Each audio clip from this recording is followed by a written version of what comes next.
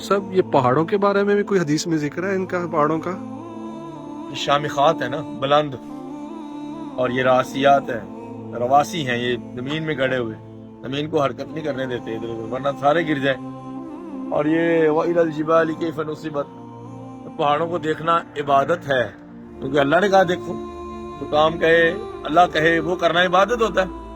پہاڑوں کی سیر، پہاڑوں کو دیکھنا اس نیت سے کہ اللہ کی شان ہمارے دلوں میں اور اجاگر ہو جائے، یہ ثواب ہے۔ شرارتیں کرنا، نمازیں ضائع کرنا، یہ کوئی کام نہیں، محض تفریح کوئی کام نہیں، ایسا نہیں۔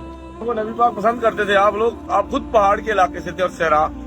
حضرت اقبال نے نبی پاک کی ساری زندگی کو سمیٹ دیا ایک شعر میں، فطرت کے مقاصد کی کرتا ہے نگہبانی، یا بندہ صحرائی یا مرد کوہستانی۔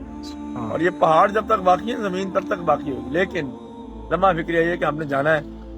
یہ روئی کے گالوں کی طرح قیامت کے دن اڑیں گے، تحسبها جامدہ، آپ سمجھتے ہو کہ یہ جامد ہے، اسٹل ہے، یہ تم سمجھتے ہو لیکن یہ اسٹل نہیں ہے، یہ روئی کے گالوں کی طرح اڑیں گے۔ اور پہاڑوں پہ چڑھنے سے صحت بہت اچھی ہوتی ہے۔